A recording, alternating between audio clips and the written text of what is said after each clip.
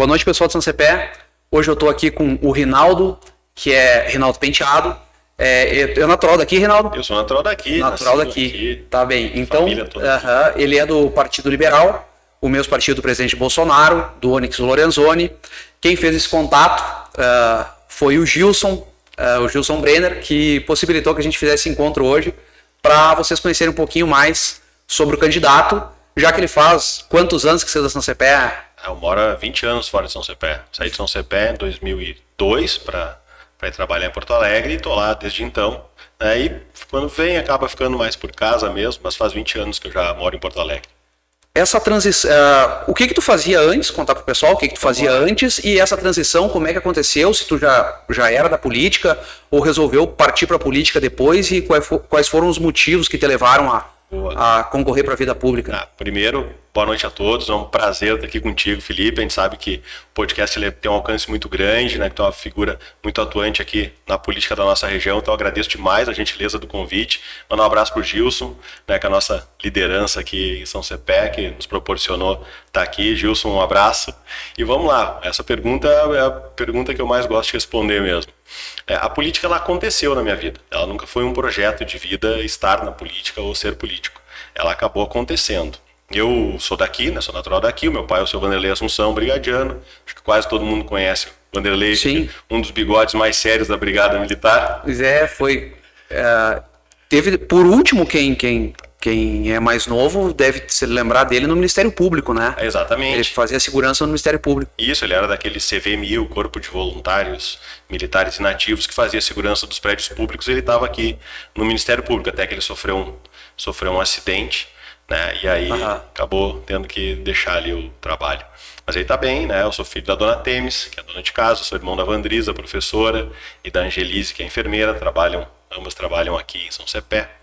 E eu nasci, aliás, né, a gente fui nascer em Santa Maria. Eu também. Eu brinco, eu morei 5 dias em Santa Maria, na casa de saúde, e desde então vim para cá, sou cepeense, me considero cepeense. Quando me perguntam onde é que tu é, eu sou de São Cepé. Com certeza. Me criei aqui toda a minha infância, minha adolescência, estudei no Clemenciano Barnaschi, depois estudei no Tiaraju, depois estudei no SES, e foi do SES que eu fui para a Universidade Federal de Santa Maria fazer o curso de Direito, e eu não fui morar em Santa Maria quando eu estudava, eu continuava morando aqui. Porque morar em Santa Maria era um custo muito importante, que a família não podia arcar naquele momento.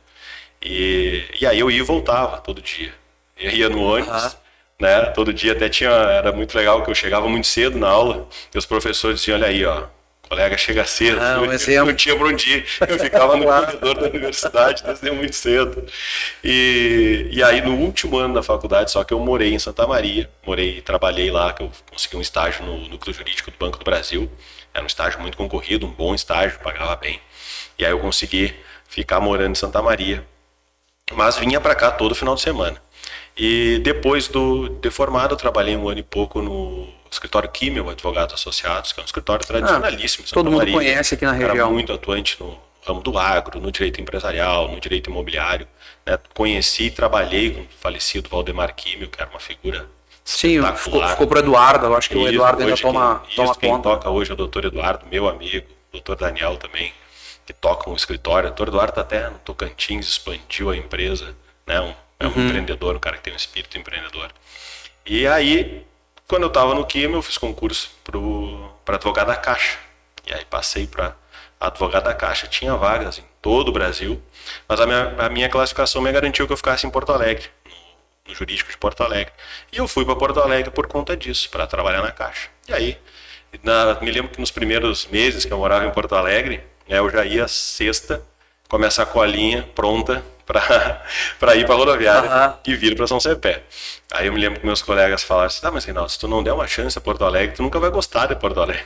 Porque quando eu fui para lá, eu disse, poxa, vou me adaptar nesse lugar aqui. Sim. Né? E no fim, aí eu fui intercalando, fui ficando mais em Porto Alegre, casei, tenho família, sou pai, tenho 2 filhos, um menino de 15 anos e uma menina de 11, né? Um beijo pro Heitor e pra Alice, um beijo pra Fabiane, minha esposa.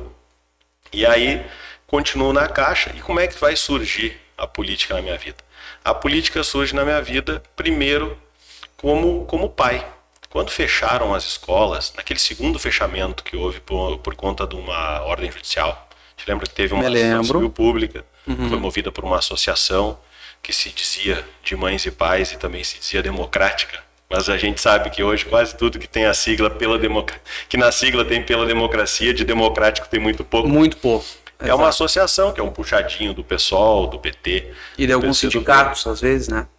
Ingressaram com ação, conseguiram uma liminar de um plantão e fecharam as escolas. E eles se diziam uma associação de mães e pais. O que aconteceu? As mães e os pais de verdade, as famílias, né, a imensa maioria das famílias começou a se organizar e dizer que não, que as famílias queriam as escolas abertas, que as famílias confiavam que as escolas podiam ser um ambiente seguro e que não havia motivo para fechar as escolas. E então surge o projeto Lugar de Criança na Escola, que é uma coisa totalmente voluntária, que vem desse anseio dos pais de dizerem que concordavam, que queriam, que achavam importante que as escolas não fossem fechadas. Tu lembra mais ou menos da data dessa? Claro. Foi julho de 2020? Não, isso aconteceu no início do ano de 2021. Porque 2020. As escolas fecharam logo quando começou, né, a questão da pandemia. As escolas fecharam naquele momento, se sabia muito pouco sobre o vírus. Eu acho que quase todo mundo concordou que o fechamento naquele momento, a gente recebia as imagens da Itália, recebia as imagens da Europa, eram imagens chocantes, né? Com certeza. Então muita gente concordou que naquele momento, quando não se conhecia muito sobre o vírus, sobre a doença, sobre o tratamento, sobre o impacto dele nas crianças, por exemplo, a gente vai falar sobre isso também. Ali as escolas fecharam, logo depois elas foram reabertas, gradativamente. Primeiro abriram as escolas de educação infantil, e as escolas foram voltando com os protocolos, com todos os cuidados, e vieram as férias. Na volta às aulas, na véspera da volta às aulas, né, que ocorreu esse fechamento. E aí, por conta de uma mobilização, né, dessa entidade que eu falei, apoiada por sindicatos, com comprometimento político, ideológico, partidário marcante, existia uma estratégia de não reabrir as escolas. Né, se dependesse dessas entidades, né, e dessas agremiações de esquerda, as escolas provavelmente estariam fechadas até hoje.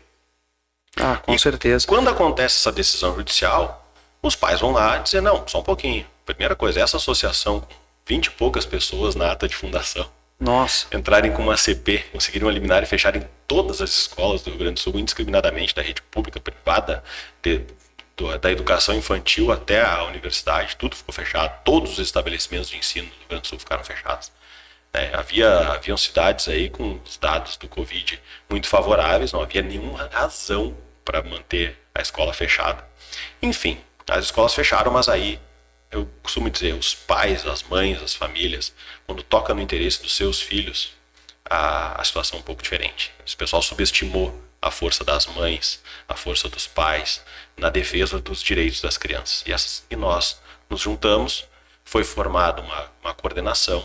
Por conta dessa judicialização, a gente precisou de um comitê jurídico para analisar as decisões, analisar os decretos. Cada semana tinha um decreto novo, cada semana tinha uma cor nova, efeitos novos. Né? Se a bandeira for laranja, é 15 dias. As bandeiras, né? Foi um regime... Vermelha, preta, e todo mundo se perdeu naquilo ali, não sabia nem o que podia abrir, o que podia fechar. Então, precisava de um núcleo jurídico para interpretar as decisões dos decretos. A gente tinha tem ainda um forte núcleo científico, que são os médicos que fazem as análises, todos os artigos científicos que fundamentam as nossas manifestações. A gente tem um núcleo pedagógico que desde o início analisou os prejuízos ao ensino, na parte pedagógica mesmo, desenvolvimento da criança dentro da escola.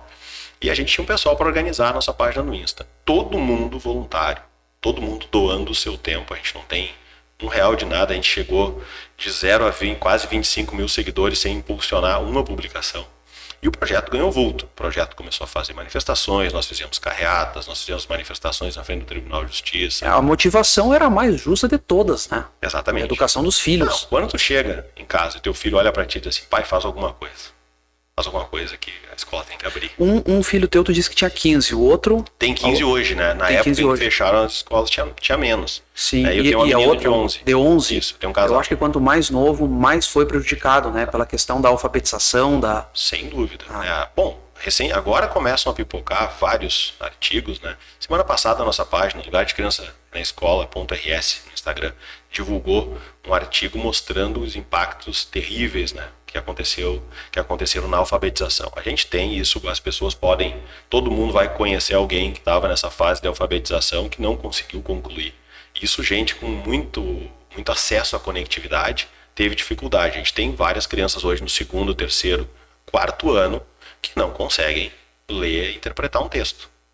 Isso é uma realidade. Os nossos índices, os índices do Brasil já não eram muito bons. E o fechamento prolongado das escolas, né, causou um impacto negativo, especialmente nessa fase da alfabetização, monstruoso. E maior ainda na rede pública, né? Exatamente, é isso pessoas que eu falo. Com mais carentes, com menos conectividade. E esses dias eu visitei uma comunidade carente lá no Ituçabará, em Porto Alegre, para conversar com as famílias para ver como é que era essa realidade. E eu perguntei, tá, mas e as aulas online? Aí a mãe me disse, olha, Rinaldo, eu tenho 3 filhos, eu tenho um celular e eu não tenho internet na minha casa. Ou seja, para essa pessoa, a aula online, que já não é eficiente, que a gente sabe que não é a mesma coisa para manter uma criança 4 horas na frente de um computador. Se alguém fizer um curso de graduação online e um curso presencial, vai saber a diferença, que é muita diferença, né? E uma criança às vezes não fica 4 horas sentada vendo um desenho quietinha, né? Imagina algo que é... Exatamente. Quantas vezes nós nos matriculamos numa pós, num MBA que é online, e aí tem aquela aula e tu, vou ver outro dia. Aí tu imagina uma criança, 6, 7 anos, né, aprendendo ali, dando seus primeiros passos na vida escolar, ficar 4 horas a fio na frente das telas. Tem todo o prejuízo da superexposição às telas também. O tema é vastíssimo e a gente apontou, a gente falou a verdade o tempo inteiro. A gente teve a coragem para falar a verdade que os cientistas insistiam em negar. Conforme ia avançando o conhecimento, as pesquisas, e a gente via que tinha cada vez mais respaldo nas nossas ideias, a gente continuou insistindo. Finalmente conseguimos reabrimos as escolas. Não foi fácil. Lutamos pela essencialidade da educação. Por que fazer uma lei estadual pela essencialidade da educação? Porque, por incrível que pareça, a educação não era essencial no Rio Grande do Sul. Foi isso, essa foi a prova, né? Cara, a educação não era essencial porque, quer dizer, só abre a atividade essencial. Exatamente. E aí a educação não abria. Exatamente. Não a atividade essencial. Por que precisa da declaração da essencialidade? Não, as atividades essenciais não vão fechar. E você vai ver o rol. Olha lá, tem de educação. Não é. Como não é essencial educação? Então, onde ficavam também, porque muito se falava, o pessoal da linha de frente, né? Chegaram em alguns momentos a dizer que, olha, o pessoal que trabalhava na área da saúde poderia ter as crianças nas creches, né? Nas escolas de educação infantil. Mas e todo o resto que continuou trabalhando, o pessoal da segurança pública, o pessoal trabalhavam nas farmácias, comércio de alimentos, o pessoal da limpeza urbana, não parou, né? Muita gente não parou e as crianças ficaram mas praticamente quase ninguém poderia ter parado, mas muito mais a questão, por exemplo, do comércio. Você fechou o comércio local, mas as compras na internet funcionando a rodo, quer dizer, fechou as lojas aqui, não posso comprar aqui, vou comprar pela internet, aí um produto que está ali naquela loja, inclusive... Transporte e logística não pararam. Então chegava alguma coisa lá de São Paulo, embalavam lá em São Paulo, sei lá se o cara usava a lua, sei lá quanto tempo durava o vírus, naquela época ninguém sabia, tu recebia aqui em 2 dias, estava aqui, mas tu não poderia ir ali na esquina pagar uma conta porque o comércio estava fechado. E às vezes pessoas precisando pagar as contas, fechavam as portas, ficavam dentro das lojas, assim, falando pelo WhatsApp, olha, tu vem aqui que eu te entrego a sacolinha quer dizer, criminalizaram o empreendedor. Isso foi um absurdo. Na minha visão pessoal, acho que nada deveria ter fechado. Principalmente ultrapassado aquele primeiro momento em que realmente não se sabia, não se conhecia. Né? Agora, depois não havia razão nenhuma para fechar. Bom, H1N1, né? Foi 2008, 2009. Né, que era um vírus que também se conhecia pouco. Era um vírus que não tinha sequer grupo de risco, atingia qualquer idade. Sim. Não se fechou o comércio. Mas claro que a gente sabe, né, Felipe, não dá para ignorar que houve uma politização do Covid para desgastar, né, a figura do presidente. Isso foi utilizado, né, midiaticamente, né, muitos cientistas se apresentando como especialistas e dando regras extremamente severas, sem respaldo científico nenhum. Isso foi desmascarado e hoje os artigos estão aí, todos eles provando o quanto nós estávamos certos lá no início. Daí eu estava contando para ti, né? Lutamos pela essencialidade da educação, lutamos pelo ensino presencial. Pouca gente sabe, mas existia uma frente pelo ensino digital no Rio Grande do Sul. Imagina isso. Para manter o ensino digital, para atender, sei lá, o interesse de grandes redes de comunicação, que queriam vender ensino online para as nossas crianças. Isso chegou a ter alguma força. E a gente foi lá combater. A gente apontou o quanto as crianças foram colocadas em segundo plano na pandemia. Acho que as crianças foram as que mais sofreram. Elas foram retiradas de tudo, do convívio social, do convívio da família. Né? As crianças não podiam ver seus avós. Tinha sindicato botando outdoor, aterrorizando as famílias, dizendo que as crianças iam levar a morte para os seus avós. Com certeza. A gente viu um momento que as crianças foram afastadas da escola, as crianças foram afastadas dos esportes. Né? Então, as crianças, eu acho que elas pagaram a conta mais cara disso.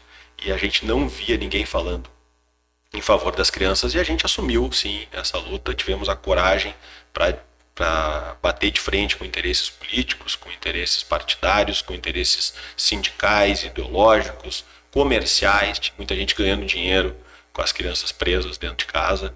E isso foi uma página muito triste da pandemia. E logo em seguida a gente avançou na questão das máscaras. Isso foi um momento que nos trouxe um grande número de opositores, né? Muita gente que teve um marcado uso político da questão das máscaras aqui, num suposto conflito de normas entre a legislação federal e as legislações locais. Nós apresentamos um parecer muito forte, muito substancioso, dizendo que não havia a obrigatoriedade que diziam que existia na lei federal. Isso foi pano de fundo. Eu acho que em algum momento o STF se posicionou, tu pode me corrigir, tá bem mais por dentro, que a lei local poderia ser mais rigorosa do que a federal, mas a lei poderia ser mais rigorosa, mas não poderia, por exemplo, ser mais flexível do que a federal. Eu acho que teve essa decisão em algum momento, eu não me lembro. Essa decisão ela tem um contexto e foi vendida essa informação, foi divulgada essa interpretação de que poderia ser sempre mais restritivo e nunca menos. Isso, essa é a palavra. Né? Essas decisões elas aconteceram num momento em que tinha muito tensionamento, teve fechamento de vias, fechamento de ruas, barricadas, né? E isso chegou até o STF dizendo que podia ser mais restritivo. Muito uma decisão também, aí é a minha opinião, uma decisão muito mais política do que técnico-jurídica, que era uma decisão que queria esvaziar as atribuições do governo federal como gestor da pandemia. Muito se fala a gestão da pandemia, mas o governo federal ficou de mãos amarradas por conta dessa decisão. Essa decisão, na verdade, ela vai privilegiar circunstâncias locais. Está lá na decisão em que ela diz que, de acordo com os índices de saúde, as estatísticas locais, o gestor local, no uso da sua atribuição constitucional, isso é assegurado aos entes da federação, aos estados e aos municípios, de acordo com as circunstâncias locais, ele poderia legislar de maneira diferente. Naquele momento em que isso chegou ao STF, o legislar de maneira diferente era mais restritivo, porque o governo federal sempre entendeu, como eu entendo, acho que a gente compartilha desse entendimento, que a gente não podia deixar para depois a economia. A gente tinha que cuidar da saúde e da economia, que a gente tinha que cuidar da nossa sociedade como um todo, e não podia sair por aí exterminando empresas, exterminando empregos, levando as pessoas à loucura, ao suicídio, a situações extremadas, né? Eu morava em Santa Maria na época, a CISM divulgou uma nota de 10 mil demissões. Imagina. As empresas que trabalhavam com medicina do trabalho, a Cametra, Unimed, eles fizeram um levantamento de 10 mil exames demissionais naquele período.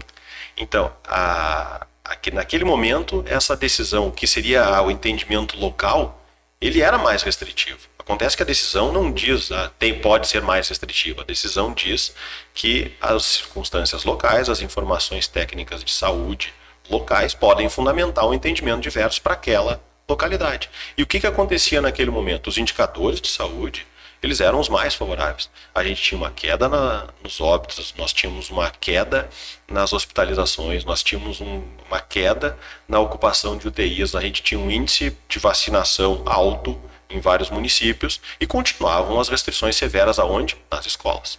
E sempre nas escolas. A gente via bares abrindo, a gente via eventos abrindo, a gente via... E não é que não tivesse que abrir. Volto a dizer, eu acho que tinha que estar aberto mesmo. Mas uma sociedade que abre primeiro os bares e depois as escolas, ou abre bares e mantém escolas universidades, fechadas, né? Universidades. É uma resistência terrível no meio acadêmico, que a gente sabe que hoje, isso a gente pode falar na nossa conversa. Isso quem negar é negacionista, né? Exatamente, dessa dominação política ideológica que acontece na academia, isso é inegável. Então, nesse contexto, a gente foi dizer, olha, esses protocolos têm que ser revistos. Chegou um momento em que o lugar mais hostil da sociedade era a escola. A criança tinha que estar de máscara, a criança tinha que estar distanciada, tinha absurdos. Vários lugares do Rio Grande do Sul que começaram a chegar relatos para nós de ter um técnico da vigilância sanitária com uma régua medindo afastamento das crianças em escola. Eu acho que até o início desse ano, acho que a minha filha ainda ia com 3 anos de idade. Absurdo isso. Aí ia para, meu Deus, né? A criança toca na máscara, ela daqui a pouco aquilo que era para ser uma proteção está carregando bactérias, vírus, muito mais. Não, isso está cientificamente comprovado. Nós temos lá na nossa página, Lugar de Criança, é na escola.rs. Se procurar na nossa página, vai ter o link para mais de 40 artigos científicos que demonstram que o uso de máscaras pelas crianças no ambiente escolar é mais prejudicial do que o próprio risco da exposição ao Covid, porque o índice de crianças que foram internadas e crianças que vieram a óbito, ele é ínfimo, desprezível do ponto de vista estatístico, se comparado com os índices de prejuízos. E aí a gente está falando de saúde física e saúde mental, porque saúde não é só saúde física. Com certeza. Né? Saúde não é só respirar. Aliás, é também respirar, mas é se desenvolver, é interagir com o outro, é ter saúde mental, é poder viver em sociedade, se reconhecer como um indivíduo e se desenvolver como pessoa.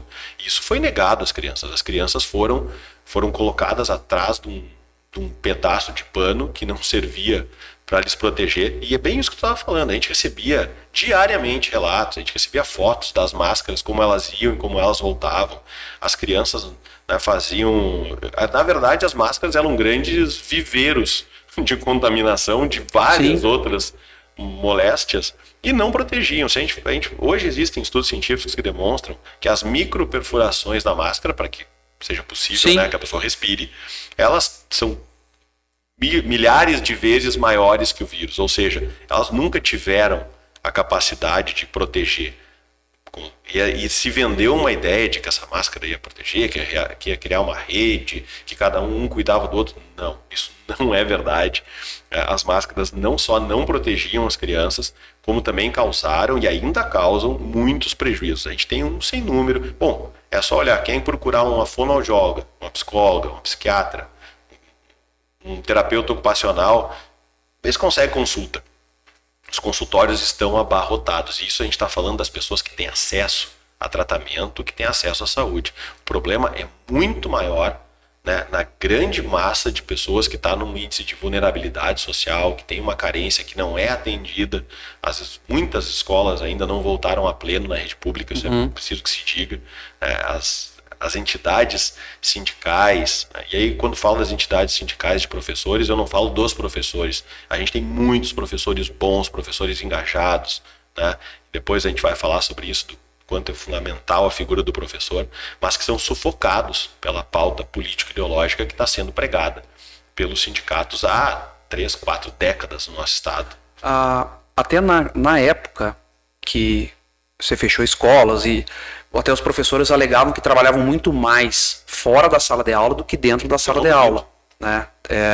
Mas também havia uma resistência de um grupo, eu posso até dizer que a maioria dos professores não queriam voltar às aulas. Eu lembro na época do deputado Fábio Osterman, que estava numa entrevista da Rádio Guaíba, alguma coisa lá em Porto Alegre, debatendo com o pessoal do CEPERS e dizendo para voltar às aulas, e o presidente do CEPERS dizendo, não, mas já morreram professores. Exato, morreram professores e eles nem estavam em sala de aula, porque a sala está fechado, e morreram de todas as profissões, né? Em função na época não tinha vacina, acho que a vacina veio em março de 2021, Março de 2021. Teve até uma prioridade para os profissionais da educação. Isso. Para que eles tomassem a vacina. Sim, mas houve uma resistência, né? Essas escolas fechadas não teve também uma certa responsabilidade dos professores que não queriam voltar às aulas? Olha, eu não costumo usar os professores. Eu acho que as entidades sindicais que hoje dominam a educação. Né? A gente está falando do CEPERS, a gente está falando dos sindicatos municipais, né, do SIMPA, por exemplo, em Porto Alegre, que é um sindicato muito atuante, mas a gente vai falar do CEPERS, que é o maior sindicato de professores, um sindicato que realmente ele aprisionou os professores. Né? Porque quando a gente fala os professores, tem muito professor bom, professor que é vocacionado, professor como a Dona Ivânia, a quem eu quero mandar um grande beijo aqui na transmissão desse podcast, né? Um beijo da Ivânia, que é uma professora, né, que sempre cumpriu o seu mistério, uma pessoa vocacionada, e essas pessoas elas foram aprisionadas pela pauta sindical. Elas foram envolvidas, né, por um discurso que, inclusive, na minha opinião e na opinião de vários analistas e cientistas da educação, então eu enquanto ativista político na educação, mas eu estou muito bem acompanhado por outros analistas que dizem que teve até uma descredibilização da própria função, da própria figura do professor. O professor vem sendo cada vez mais, sem perceber, está sendo esvaziada a figura do professor. O professor foi retirado do púlpito, o professor perdeu muito da sua autoridade. Né? Quando a gente fala em autoridade, parece uma coisa pesada. Não. Liberdade de cátedra. Tem que ter autoridade dentro da sala de aula. Sim. O professor tem que ter, sim, a sua figura. Né? Tem que dar senhoria ao professor, tem que levantar quando o professor entra na sala de aula. A gente se perdeu muito dessa liturgia. A figura do professor foi vindo cada vez mais descredibilizada, desprestigiada, até que daqui a pouco ficou como um coletivo, como só um sindicato que representasse os professores. Mas a gente vê que, se o professor parar e refletir, o que melhorou na vida do professor desde que o sindicato assumiu a frente dessas pautas? Nada. Ou até posso dizer com tranquilidade que piorou. Porque o professor passou a enfrentar muito mais adversidades. Hoje o professor tem muito mais problemas, né, dentro da sala de aula do que tinha há um tempo atrás. Eu costumo recordar, e aí, né, tá todo mundo aqui na cidade pode falar, eu estudei no Clemenciano Barnaschi, que a gente tinha merenda, a gente tinha almoço para quem quisesse, a gente tinha médico, a gente tinha dentista, né, a gente tinha uma organização na escola, a gente tinha material escolar, acabava o caderno, eu recebia lá o caderno com o brasão do Rio Grande e o Nacional atrás. E isso era a época que a educação estava nas sombras. É verdade. E aí, quando vieram as luzes, entre aspas, a gente vê que conforme cresce a representatividade das entidades sindicais e a atuação política e ideológica dentro da área da educação, os índices da nossa educação caem. Os índices de qualidade. Cada vez mais o desempenho vai caindo enquanto os sindicatos vão crescendo. E o CEPERS teve, inclusive, secretários da educação, né, que vieram do CEPERS sindicato, e a qualidade do ensino no Rio Grande do Sul só piora. Isso é fato estatístico. Estatístico. Comprovar, a gente pode depois postar os links aí das estatísticas, que o Rio Grande do Sul, que antes era ponta, né, era top na educação. Esses dias eu subi um vídeo falando sobre isso. A gente, quando falava que era do Rio Grande do Sul, a gente tinha um reconhecimento do resto do Brasil. Olha, Rio Grande do Sul, né, um pessoal com cultura, com acesso à informação, e a gente é só olhar os índices hoje, as referências em educação no Brasil não são mais as nossas escolas, e as nossas melhores escolas, mesmo as da rede privada, né, as melhores escolas, que têm os melhores índices, elas não chegam nem no top 100, nem no top 200 do Brasil. Então, há uma crise no ensino no Rio Grande do Sul, e é sobre isso que a gente quer falar. Nessa caminhada toda que a gente veio, que a gente brigou pela essencialidade da educação, que a gente brigou contra as máscaras, que a gente brigou contra o ambiente hostil dentro das escolas, foi aí que surgiu essa oportunidade da gente ter essa candidatura, né, uma vaga na Assembleia Legislativa, para fazer isso, para falar em nome das famílias, em nome das crianças, em nome das pessoas que sabem que a educação no Rio Grande do Sul está em crise, que a educação no Rio Grande do Sul precisa olhar, e aí, dentro do nosso projeto, nós temos professores, nós temos diretores de escolas. Então, essa pauta da educação, ela veio muito aprisionada por algum tempo, mas depois dessa crise da pandemia, eu não gosto de falar em lado bom da pandemia, né? Mas assim, algumas coisas a pandemia nos mostrou. As aulas online levaram as escolas para dentro da casa das pessoas, para aquelas que tinham acesso às aulas online, né? E as pessoas viram o que estava acontecendo dentro das escolas. E as pessoas querem um serviço melhor. A gente paga uma carga tributária muito alta. E o serviço da educação no Rio Grande do Sul pode ser sim muito melhor. O que falta é gestão, o que falta é foco no ensino, foco na criança, na formação dos professores, na infraestrutura das nossas escolas. E investimento não é só salário. Investimento é tudo. É reconhecimento, é meritocracia, é bônus para quem tiver melhor desempenho. Tem várias outras alternativas. É PPP na educação que dá para fazer sem ter nenhuma concorrência com a rede pública.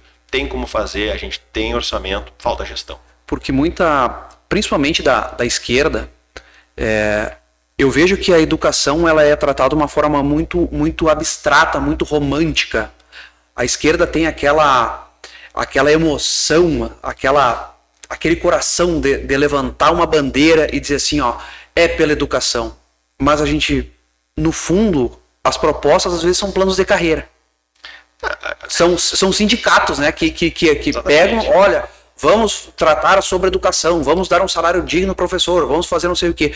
Mas acaba sendo o plano de carreira, porque quando aquela Malala levou um tiro no rosto, né, ela foi na ONU para receber o prêmio Nobel. Sim, ela recebeu um prêmio Nobel, né? E ela disse, um giz, um quadro, uma criança, um professor mudam o mundo. Aquilo é um chavão, assim, um mantra, né? Mas quando tu vê, se tu colocar o professor, o giz, o aluno, quer dizer, se essas são as condições mínimas de trabalho que tem, poderia a educação estar melhor. A gente vê que tem que ter mais coisa em função disso, e essas outras coisas que tem que ter não são tão somente aquelas defesas que o sindicato faz de plano de carreira, porque eu vejo que a esquerda puxa o foco para o profissional e não para o aluno, quando na verdade o foco deveria ser o aluno. O foco da educação é o resultado do ensino, é a qualidade do ensino, é o que, né, como o aluno, a criança, ela vai se desenvolver. A escola tem que ser um lugar desenvolvedor de pessoas. Esse é um dos eixos da nossa campanha. As nossas propostas estão nas nossas redes, o pessoal pode olhar, e o eixo central é esse, é o foco no desenvolvimento das pessoas. Hoje é isso, a esquerda é mestre em desenvolver narrativas e pegar causas bonitas, né, bandeiras que são incontestáveis. Isso, exato. Né? Levanta a educação. Quem é contra a educação de qualidade? Ninguém é. Agora, vamos ver o que a esquerda fez pela educação no Brasil. O que a esquerda fez pela educação no Brasil? Como é que estão os índices educacionais no Brasil como um todo? E não só, vamos descer para a nossa realidade aqui do Rio Grande do Sul. O ensino nas escolas públicas está melhor ou está pior? Acho que não conteste que está pior. Com certeza. Eu estudei em escola pública, eu posso falar com muita tranquilidade.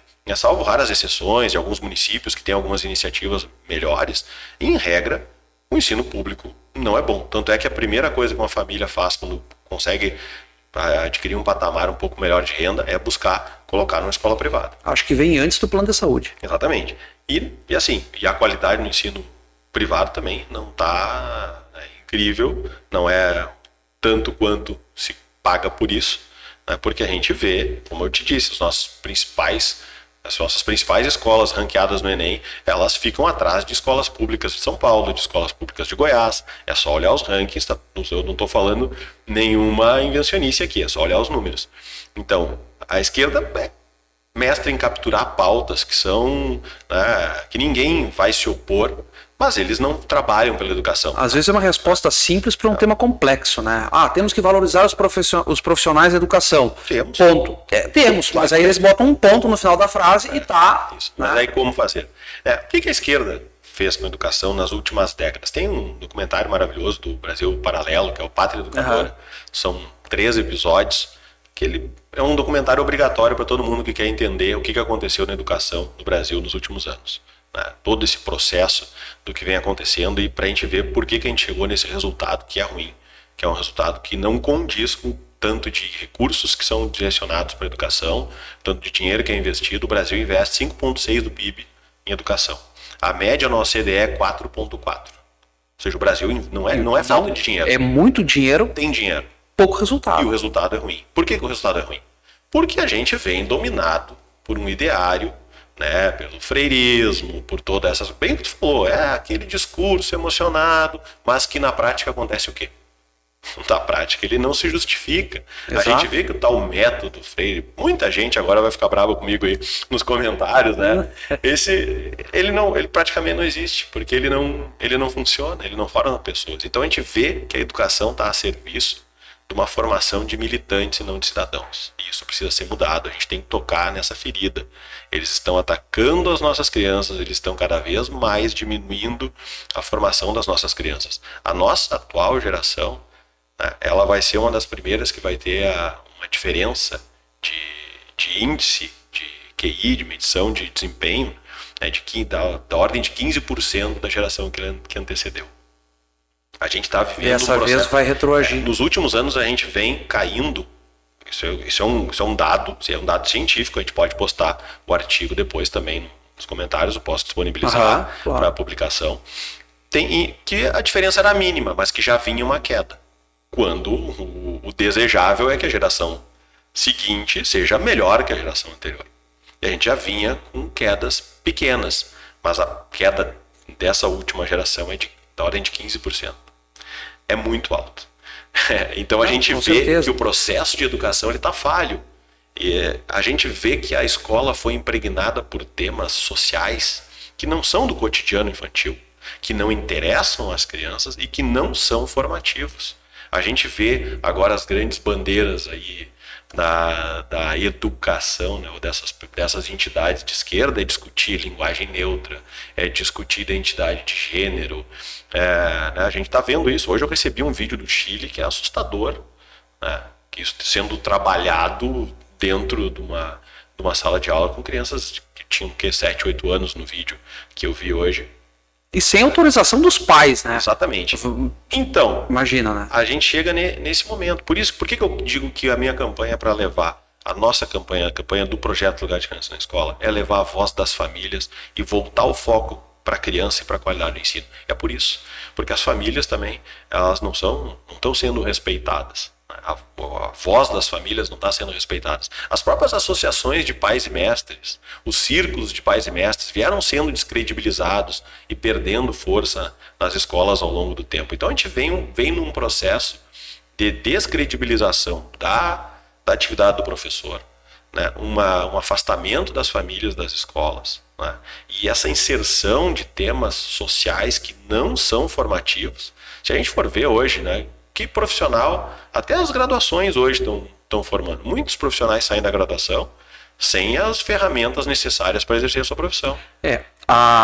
Um dado estatístico também é que a produtividade do brasileiro, de um brasileiro em 1980, é a mesma de um brasileiro em 2020 com a tecnologia muito mais avançada. Todas as ferramentas que nós dispomos então, hoje. A gente teve que regredir muito para chegar aqui e ter a mesma produtividade que um trabalhador em 1980, que foi conhecida pela década perdida da produtividade. Hoje, né, tem quase 25% da população até 29 anos não trabalha nem estuda. É a brincadeira aquela da geração nem trabalha, nem estuda. Gente, a gente está falando de um quarto, uma população jovem em idade de ou estar obrigatoriamente estudando ou já ter a condição de trabalhar e produzir, gerar emprego e renda, se sustentar. Isso é um dado aterrador. E aí eu vou falar pela minha experiência, não por estatística ou por dados.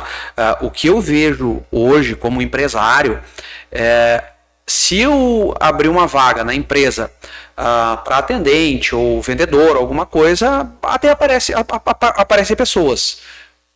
Se tiver outra vaga na indústria, por exemplo, vamos pegar a indústria, vamos pegar alguma coisa, e aí a gente está passando agora, bom, na indústria já não tem, aí imagina agora que a gente está passando do software, né, só computadorzinho ali, para o hardware, que é uma robótica avançada, em que toda a produção está sendo automatizada, e se acontece algumas... Bom, já ninguém consegue mexer na máquina, mas se consegue alguma zebrinha na máquina, tem que chamar um técnico dos Estados Unidos, mais ou menos, porque ninguém consegue sequer entender o manual da máquina. Então, tem um mar de gente desempregada, um mar de gente formada, com um canudo de graduação na mão. Do outro lado, faltam profissionais capacitados, porque, digamos, se nós precisássemos, na época de engenheiros, formaram sociólogos. E a gente dá para fazer 2 cortes nessa afirmação. Queria relatar também uma coisa bem dado real, vida real. Eu estive em Caxias, conversando com um grupo de empresários, de empreendedores da região, conheci algumas escolas, conheci um projeto muito interessante de liderança e empreendedorismo, uma escola, Caxias do Sul. Isso também é uma coisa que ninguém fala, né? As pessoas, hoje o nosso ensino, com toda essa influência dessas temáticas sociais que não formam cidadãos, né, que formam militantes, que não preparam as pessoas para o futuro, que não preparam as pessoas para empreender, para buscar seu espaço. A gente tem uma geração de pessoas que espera algo, né? Exato. Que não quer empreender, que não quer fazer algo. As pessoas são desestimuladas. A maneira como foram feitas algumas mudanças e foram sendo inseridas algumas temáticas na educação desde a base, fez com que o mérito fosse cada vez mais abafado. Não se pode mais reprovar, por exemplo, até um determinado ano. O aluno que tiver um grande engajamento, que faz todos os trabalhos, que lê além do que precisa, ele vai ser aprovado como aquele que de repente não fez quase nada, ou por falta de estímulo, ou por falta de vontade. A gente cria uma cultura de abafar o mérito, de abafar o desenvolvimento. A gente não tem um mapeamento das grandes potencialidades da nossa educação. Então a gente tem vários pontos para tratar, mas voltando a esse exemplo que tu deu, depois a gente volta nessa questão do mérito, do que sai do produto, né? E desse mapeamento das potencialidades. Eu tive em Caxias, eu estava conversando com o pessoal da TI, pessoal que trabalha com desenvolvimento de aplicativo, com inteligência artificial. Falta. Tu tem vaga? Eu tenho. Mas qual é a tua principal dificuldade? Qualificação. A gente também vive um momento de completo descrédito do ensino técnico. Parece que o ensino técnico... Sim. Não, mas tu é técnico. Tu não é formado. Grandes inovadores, grandes empreendedores, grandes pessoas que mudaram o mundo, não concluíram uma graduação. Se criou um culto ao bacharelismo no Brasil. Um culto marqueteiro e populista de que todo mundo tinha que necessariamente chegar à universidade. Mas vão fazer o quê com o diploma? Vai ter emprego para todo mundo? Essa pessoa vai sair formada com condições de produzir, com condição de gerar emprego e renda, de se sustentar, de empreender? A gente vê que não.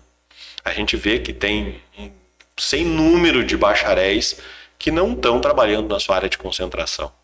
Por quê? Porque não se tem um incentivo ao empreendedorismo, não se tem um incentivo à geração de emprego e renda no Brasil. Se criou esse culto ao bacharelismo, porque o fulano acessou a universidade. Gente, essa pirâmide está invertida no Brasil. A gente tem que ter um ensino superior forte, pesquisa forte, ciência forte, sim, óbvio que sim. Agora, o grosso do investimento tem que estar na base da pirâmide. Ninguém constrói uma casa começando pelo telhado. A gente tem que voltar para a nossa educação básica, desde o início, pensar em nutrição das nossas crianças, pensar nas escolas de educação infantil, fazer uma pirâmide forte com a base da pirâmide é larga. Não é o topo. Sim. Eu tenho que investir muito bem na educação de base para que venha subindo e que isso venha num crescente para que a gente chegue no topo da pesquisa, no topo da produção científica, na inovação, mas que isso tem que vir da base. A gente tem isso invertido no Brasil. Se joga muito dinheiro no ensino superior e pouco recurso na base. Isso que a gente tem que mudar. A gente tem que trabalhar nisso. Grandes exemplos mundiais podem ser citados aqui, e eu vou citar 2. A Coreia do Sul, num pós-guerra, fez uma revolução pela educação. De 1950 para cá, né? Então, eles investiram 20 anos. A nível de nação, isso é ontem, né? Não, e dá para fazer isso em 2 décadas. A gente tem exemplos mais recentes. A gente pegar a Itália no pós-guerra, investiu um case de sucesso na educação infantil, investiu na base e o Estado, e o país se reergueu. E a gente tem um case muito recente que é Portugal. Portugal tinha índices educacionais baixos, tinha problemas que, por exemplo, o Rio Grande do Sul tem, que é de pessoas que têm que sair daqui. Envelhecimento, às vezes os jovens estão saindo. Né? Então, na nossa região, isso é muito marcante, eu vou falar sobre isso em seguida. Deixa eu me Acho que na última década foram 700 mil pessoas que saíram do Rio Grande do Sul para trabalhar em outros lugares. Pessoas produtivas que saíram daqui foram trabalhar em outros lugares por falta de oportunidade. Exporta gente qualificada para o Brasil inteiro. Então, Portugal fez isso em 8, 15 anos. Saiu um artigo agora, uma reportagem na Gazeta do Povo, retratando toda essa caminhada da educação em Portugal, como isso mudou a vida do país. E se a gente parar para pensar, a gente pode considerar esse momento pandêmico que a gente viveu como um pós-guerra. Com certeza. O que o Brasil fez? O Brasil foi o país que está no pódio negativo do fechamento de escolas por mais tempo. Quando as nações, para reagir, onde é que elas investiram? Elas investiram nas escolas, na educação, na formação do seu povo. Aqui no Brasil, não. E falando em 2 décadas, né? 2 décadas é o Lula 1. 2002, Lula 1. Se fosse realmente uma pátria educadora que investiu em educação, e a gente teve o exemplo da Coreia do Sul, Portugal, Itália no pós-guerra. Olha, Lula no Brasil, porque são 2 décadas do Lula 1. Bom, se a gente então, se fosse pátria educadora mesmo... Exatamente. Se a gente pegar a linha do tempo, eles tiveram, né, um período na administração que dá para levar uma criança da primeira série do ensino fundamental, primeiro ano do ensino fundamental, até o final do médio. Isso é todo. Sim. Né? Então, a gente está falando exatamente desse período que foi extremamente negligenciado. E aí o pessoal vai para a TV, por isso que eu digo, um esforço marqueteiro e populista, de dizer, não, mas o filho do pobre foi para a universidade. Gente, eu sou filho de brigadiano dona de casa. E eu fui para a universidade, né, porque eu recebi um ensino de qualidade na escola pública. Né? Não deu favor para ninguém. Eu fui lá e estudei. Não é um favor, é dever do Estado te dar condições, né, te dar condições para te desenvolver, te dar educação de qualidade. Aliás, eu tenho essa visão bem clara. O Estado ele tem em alguns lugares que ele é necessário. Nem o Estado máximo, nem o Estado mínimo ou inexistente. O Estado tem seu Estado necessário. E a área da educação ele é necessário. Ele é muito necessário. Na área da saúde, na área da segurança. Né? Isso faz desenvolvimento, isso gera desenvolvimento. Então não tem que ficar um marqueteiro populista dizendo que eu coloquei fulano na universidade. Não. Ele tem que dar condições de que a partir da tua caminhada, do teu esforço pessoal, tu possa chegar a conquistar a tua vaga, conquistar a tua posição no mercado de trabalho, sem dever nada para ninguém deve nada para governante nenhum. Né? Os governantes eles têm a obrigação de investir na educação e no desenvolvimento do seu povo, isso não é favor de ninguém. Né? E o que foi feito um projeto de marketing para dizer que determinadas pessoas chegaram à universidade pelas mãos de fulano ou de Beltrano, quando a gente sabe que isso não é verdade. Se criou uma bolha, né? E pelo contrário, o que aconteceu foi um endividamento em massa que agora estourou no FIES, se criou um endividamento gigantesco no FIES, e ninguém está falando, por exemplo, que o presidente Jair Bolsonaro perdoou quase 100% das dívidas do FIES, tirando das costas aí de milhões de brasileiros que no sonho de ter um diploma acabaram tendo uma grande dívida nas suas costas, não conseguindo inserção no mercado de trabalho e além disso tendo que arcar com restrição decorrente de uma dívida que elas nem tinham noção do tamanho que seria. Mas ninguém fala, né? Aí digo, não, mas cortou verba. Como assim? Só vamos ver onde é que está o direcionamento desse investimento e dizer quem realmente investiu em educação, quem realmente pensa em educação. Não são as pessoas que diziam que viviam numa pátria educadora, que queriam uma pátria educadora. Não, elas queriam uma pátria geradora de pessoas dependentes do Estado e subservientes a um determinado projeto de poder. Com certeza. E esse bacharelismo, palavra que tu usou, gostei muito, vou adotar daqui para frente, é verdade. Né? Tu tem de um lado um déficit de mão de obra qualificada e que precisa de uma instrução qualificada que as universidades não dão. As universidades dificilmente vão conseguir formar mão de obra para a indústria. Mas essa mão de obra ela é necessária e ela é bem remunerada, muitas vezes melhor remunerada do que a função que as pessoas graduadas, que têm um bacharelado em alguma coisa, exercem. E outra coisa que essas pessoas da mão de obra especializadas têm e pouco se enxerga, porque muito é criticado também, além do mérito ser abafado, tem a questão também do empresário ruim, do empresário malvado, do explorador, isso e aquilo. Quando, na verdade, 90% das empresas do Brasil geram de 1 a 10 empregos. a maioria esmagadora das empresas geram de 1 a 10 empregos. Então são pessoas que às vezes trabalharam numa empresa, às vezes numa indústria, aprendeu a mexer em algum tipo de máquina, aprendeu a dar manutenção e um dia ela parou e pensou, ora, vou abrir a minha empresa de manutenção.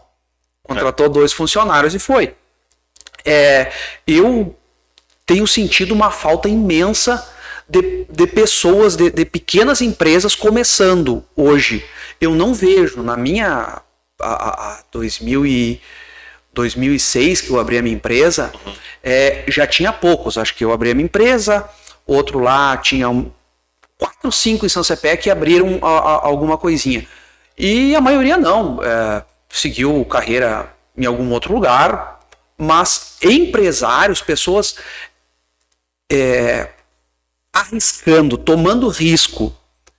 E isso daí, eu acho que de um tempo para cá, simplesmente foi abafado mesmo. Não é só a meritocracia, é uma rede de proteção que quiseram colocar embaixo de todas as pessoas, dizendo que elas tinham direito à saúde e educação, que o Estado ia dar tudo para elas e que se elas entrassem no mercado de trabalho, o empregador tinha obrigação com elas e se elas não conseguissem aquilo, tinha um auxílio, tinha um seguro-desemprego, quer dizer, tem uma rede de proteção que faz com que as pessoas pensem assim, eu não vou tomar risco.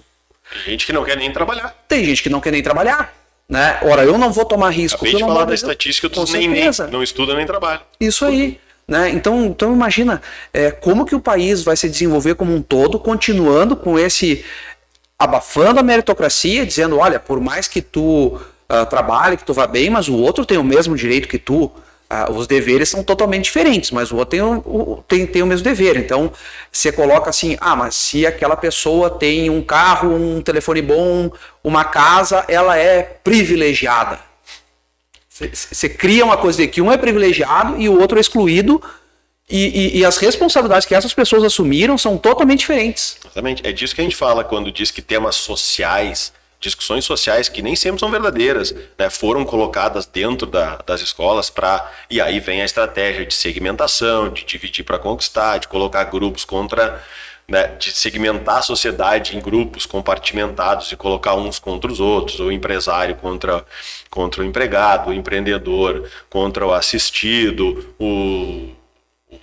os jovens contra os idosos, e vão sempre fazendo essas segmentações, né?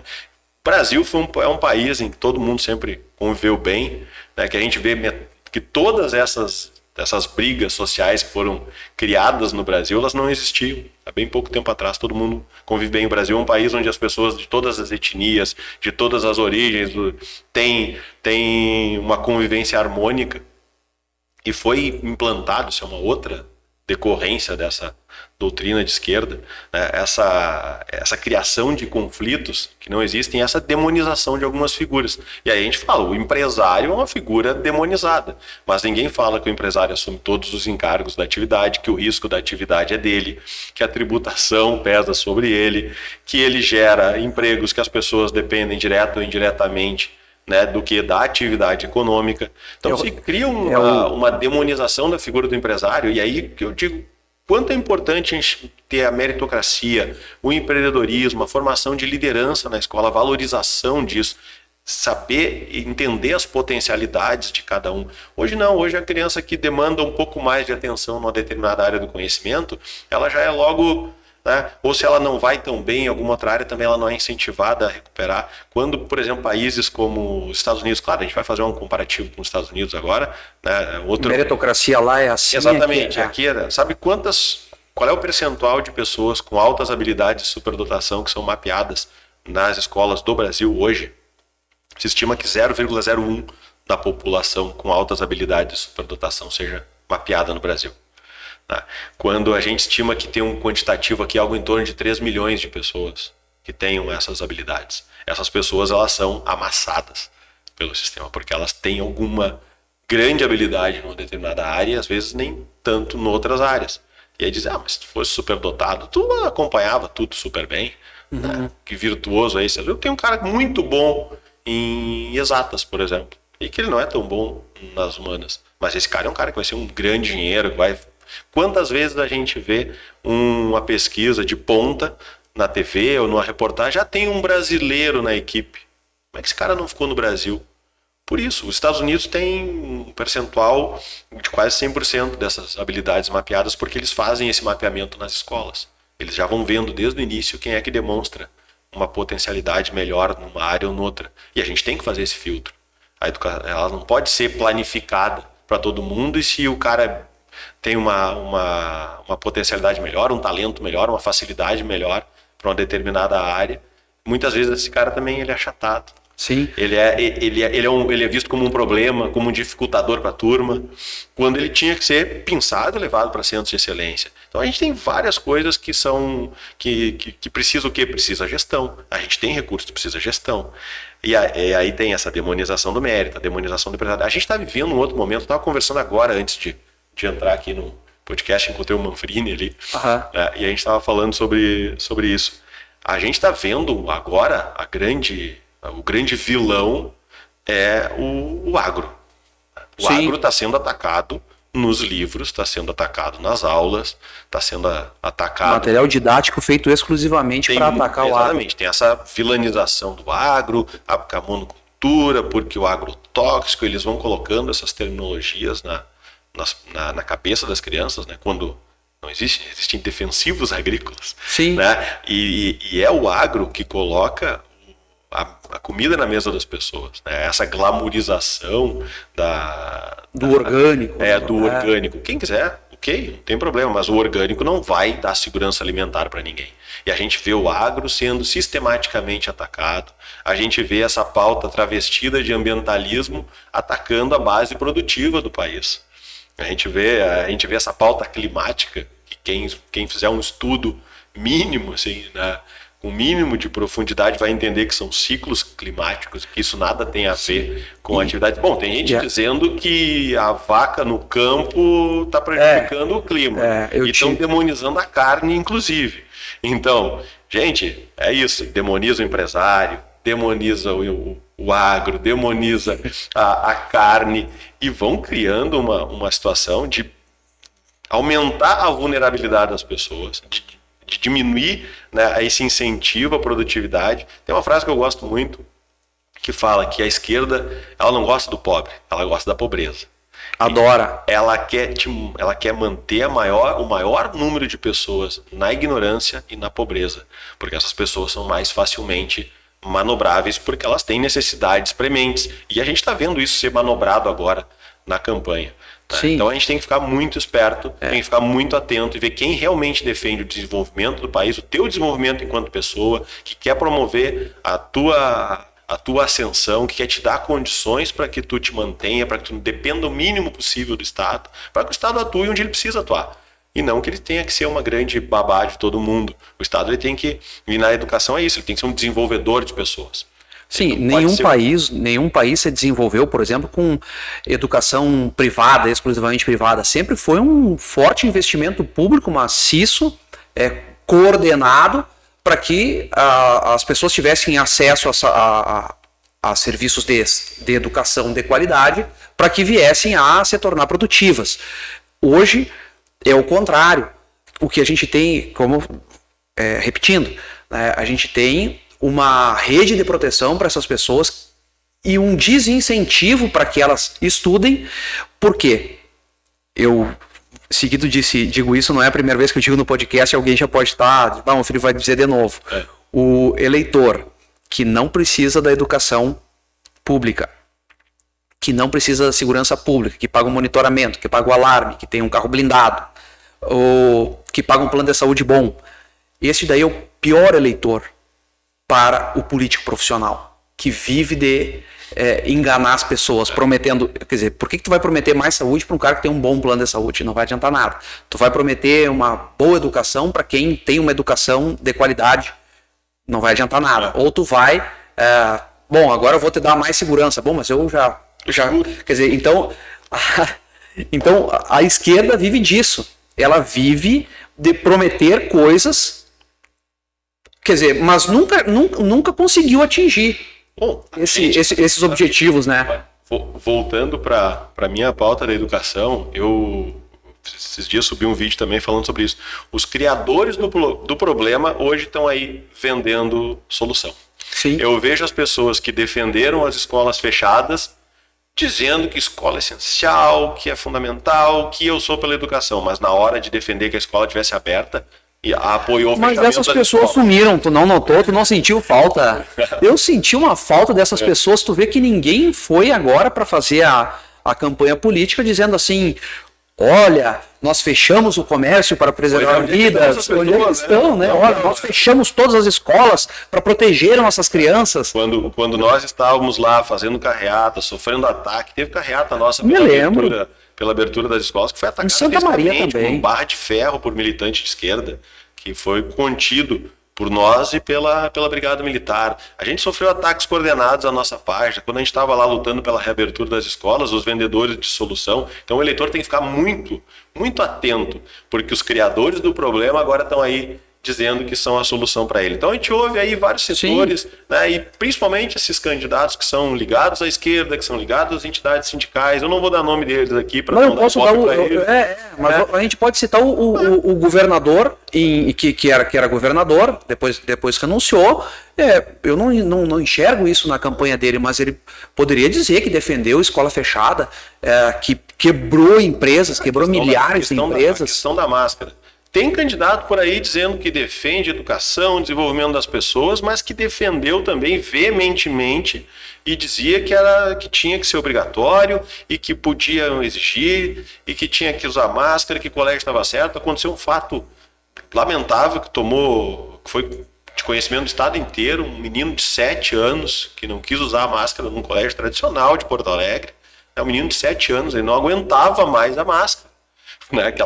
Mas ninguém aguenta. Inútil, ele disse que não ia usar, né? O pai foi lá, chamaram a Brigada Militar. Imagina, virou caso de polícia, um menino de 7 anos não querer usar máscara. E tem candidato que defendeu esse absurdo, hoje dizendo que é pela educação. Nunca foram pela educação, nunca defenderam as crianças. Eles sempre pensaram em projetos políticos pessoais. E foi isso que aconteceu. As nossas crianças foram massa de manobra na pandemia. As crianças foram usadas, foram prejudicadas, foram os mais lesados no contexto da pandemia, por pessoas que fecharam escolas, que mascararam crianças, que exigiram protocolos absurdos. A escola se tornou um ambiente hostil. Nós defendemos que a escola seja um ambiente acolhedor. A escola tem que ser uma referência na comunidade. Ela tem que ser um lugar onde as pessoas queiram estar e não onde as pessoas tenham medo de estar, ou que as pessoas tenham medo de manifestar o seu pensamento, tenham medo de dizer que pensam diferente, ou que podem encontrar uma solução diferente daquela que está sendo proposta, ou que está sendo imposta muitas vezes. A escola tem que ser um referencial, tem que ser aquele lugar onde as pessoas querem estar, onde elas se sintam seguras, acolhidas, um referencial não só de ensino, mas cultural, artístico, esportivo na comunidade. É isso que eu quero. Eu quero uma escola pública que seja uma escola desenvolvedora de pessoas num ambiente acolhedor. E hoje a gente tem escolas que a gente passa na frente e a gente não sabe se são escolas ou se é um presídio. Estão mal cuidados, que são os prédios. Então a gente tem muita coisa para fazer. Então muito cuidado, eleitor, abre o olho, procura saber se esse cara que está dizendo que defende a educação, o que ele fez. Quando a gente queria abrir as escolas, o que ele falava, ou quando a gente queria libertar as crianças desse absurdo das máscaras, o que ele dizia, ou muita gente que queria pregar a vacinação obrigatória para as crianças, passando por cima dos direitos da família, do poder familiar de decidir essas questões sobre seus filhos. Então é importante. Teve gente, Felipe, que chegou a dizer que as crianças eram do Estado. Ora, eram do Estado, meus filhos são meus. Né? Os meus filhos são da minha família. Somos nós, os pais, as famílias, que temos que decidir, né, pelas questões sensíveis das crianças que estão sob a nossa responsabilidade. Então, não. O Estado tem um limite também para avançar. E é sobre isso que a gente tem que falar. Então, onde é que estavam essas pessoas?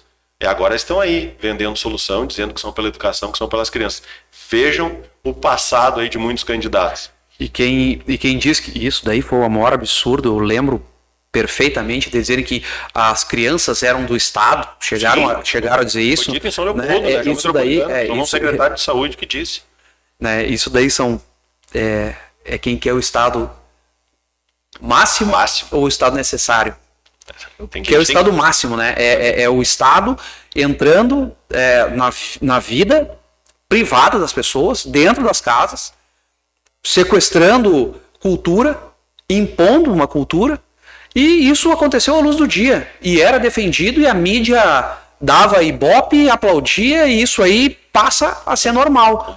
E quem se opõe a isso passa por reacionário, conservador, extrema-direita. Fulana da extrema-direita, porque...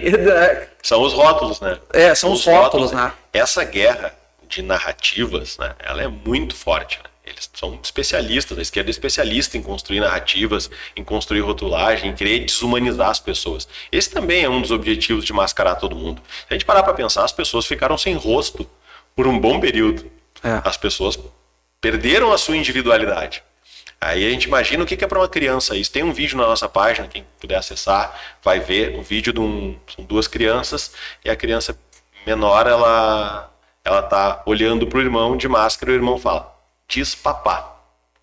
E aí a criança fica, ela não sabe nem de onde vem o som por causa da máscara. Aí o outro baixa a máscara e fala: diz papá. E ela vê o som e o barulho e o movimento labial. E ela olha e diz assim: papá.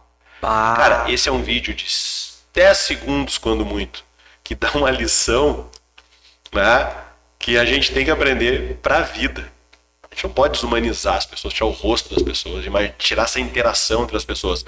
A quem interessa que as pessoas não se comuniquem, que as pessoas se isolem, que as pessoas não possam praticar esportes, que as pessoas não possam tomar um sol na praça, que a pessoa não possa ficar sozinha na praia, né? E que a pessoa não possa abrir o seu comércio, não possa receber as pessoas, não possa visitar seus familiares. A quem isso interessa? E passado 2 anos desse terror imposto, tem gente dizendo que no Brasil não teve lockdown. Não teve aonde? Pergunta para a pessoa que fechou sua empresa, para os milhares de CNPJs cancelados, para a pessoa que perdeu o emprego. Outra coisa que é um dado muito importante, aí tem uma ligação intrínseca com o fechamento das escolas.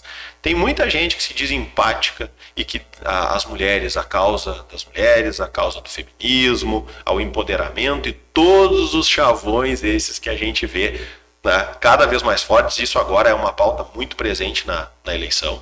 Sistematicamente o presidente é atacado por um suposto machismo, quando ele é o presidente que mais políticas para as mulheres implementou nos últimos anos.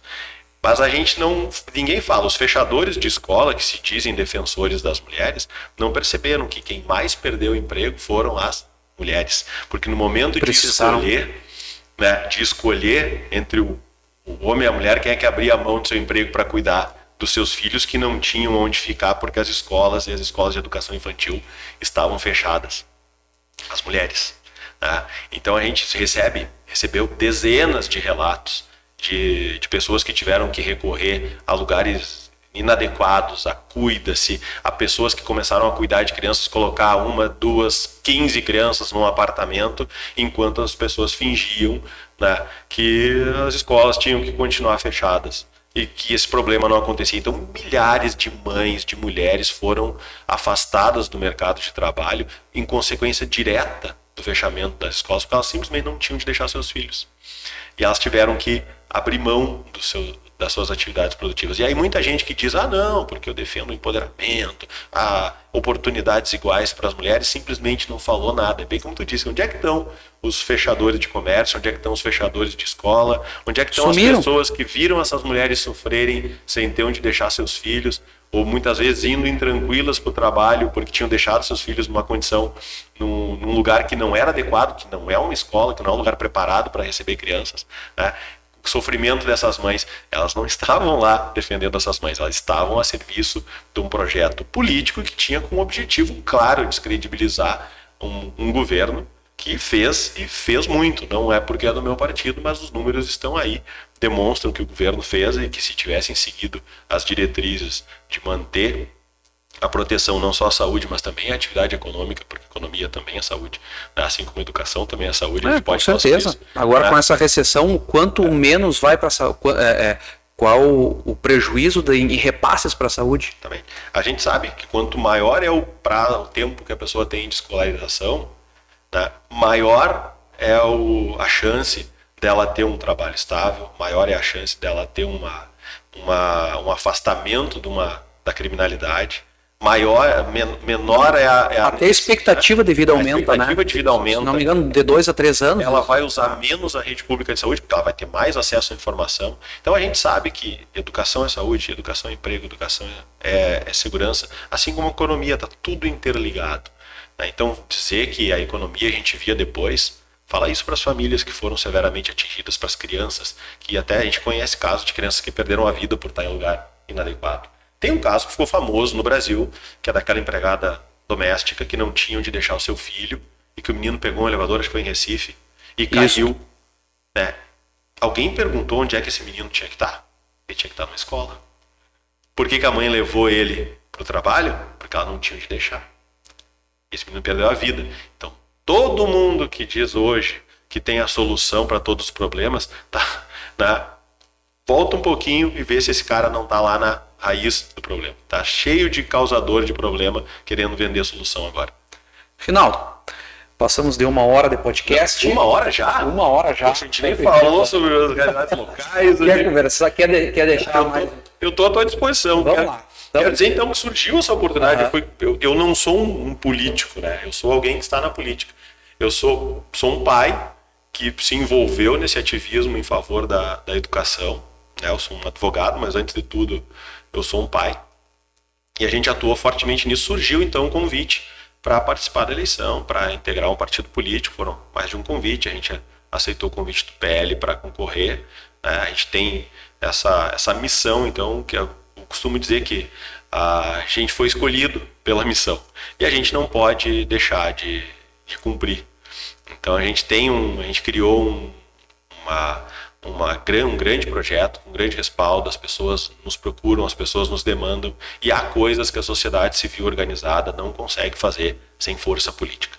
E é na busca dessa força política que eu aceitei concorrer a deputado estadual. Porque um gabinete de um deputado estadual tem muito mais força do que uma associação de pais. Com certeza, qualquer gabinete ali é mais forte do que qualquer associação. É importante dizer que a gente viu nessa última legislatura uma grande omissão de boa parte da imensa maioria dos nossos deputados, que até em algum momento abraçavam alguma das pautas, mas até onde isso lhe trazia algum holofote. E é onde não se expusesse demais também. Exatamente. Né? Então a gente sabe que a gente precisa, sim, de um gabinete da educação, de um gabinete das famílias, de um gabinete que tenha essa pauta focada na qualidade do ensino.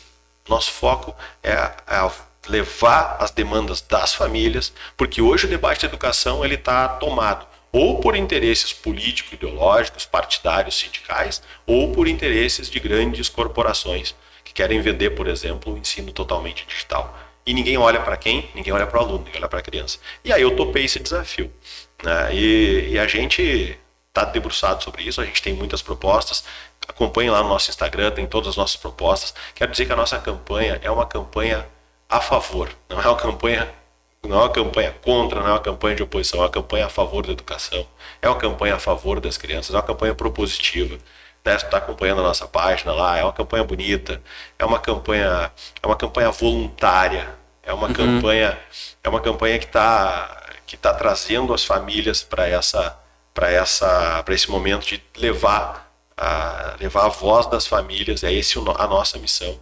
Eu quero dizer que, sendo assim, a nossa campanha é uma campanha que vai ter um gabinete que vai ter porta aberta para conversar, e independentemente de quem estejam na administração, no executivo. A gente sabe que chegando ao executivo, quem espera que chegue, que é o Onyx Lorenzoni, que é o nosso candidato a governador do estado, que é o presidente Jair Bolsonaro, que é o candidato à reeleição, né? A gente vai ter um trânsito muito melhor. Existe inclusive um projeto de criação da Secretaria da Primeira Infância pelo Onyx Lorenzoni, em conjunto com a Cláudia Jardim, que é a candidata a vice-governadora.